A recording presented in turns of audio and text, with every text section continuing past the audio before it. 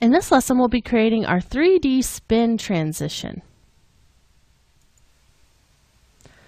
Okay, so to create those 3D spinning transitions, I want to change all of these to 3D layers. So I'll select all of those and hit that 3D switch. And the way that I want it to spin, I need the anchor point to be right in the middle. So I'm going to grab that Convert Anchor Point tool and just go through and pull that right onto that crosshair. We'll move forward and move it for the other comps as well. And it doesn't have to be exact, so I'm not, as close as I can be, but I want it to be very, very close. Okay, so now that those anchor points are in place, let's go ahead and start our spin. So I'm going to select all of these. We'll hit the R key to bring up their rotation property, and I'm going to be rotating these on their Y rotation. Now, for this type of an animation, it's important to use the rotation property instead of the orientation property, just so you get the right effect. So we're going to start out with our ocean acidification. I'm going to start with it rotated backwards like this. So it's going to be rotated kind of perfectly on its side. So that's at -90 degrees. And then let's just give it about 10 frames to come in here. So we'll set a keyframe at -90, move forward 10 frames, and then just put this at 0. So then it'll have flipped the rest of the way around, just like that.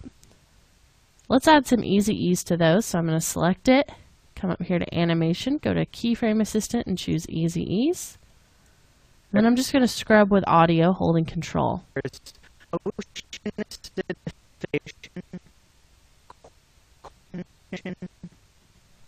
Then right about here, it looks like we can start to kind of turn this around.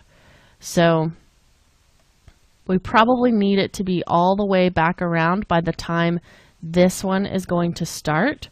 So what I can do is we'll go ahead and turn this, and now it's going to be at a +90. So you can just type that in. And then we'll move backwards 10 frames and just copy and paste this keyframe so that it stays in place and we have a pause in the middle. So Control-C, Control-V to copy and paste that. Perfect. Okay, now we just need to basically reuse these keyframes to animate the rest of these. So I can just select them, hit Control-C, come up here to the next one, and hit Control-V.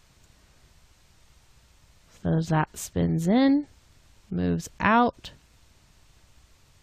and then it just is going to turn around and continue turning for the rest of these. Now, this one has a little bit more time, so we can move forward here and just move this second set of keyframes forward a bit. And we'll just select them, hit Control-C, come up to our next layer, Control-V,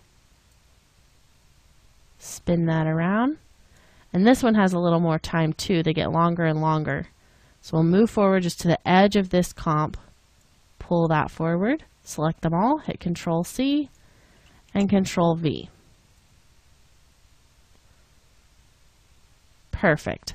Okay, so that is basically that spinning transition. Let's do a RAM preview just to watch it, make sure the timing is okay, and that everything looks good with the motion blur. So I'm going to hit the N key. We'll start back here, and the B key just to trim that work area. We'll just let those frames cache. And just to name a few, there's ocean acidification, coral bleaching, high carbon dioxide levels, and ozone depletion, just to name a few. Great. So this is looking really good. This one transitions off a little bit soon, which is really just going to create the transition to our next part of our narration. I'll just hit the period key so you can hear what he says next. Name a few. But there are things that can be done to stop the destruction. So right when he starts to say but, we want this to transition off. Name a few. So we'll just pull these forward.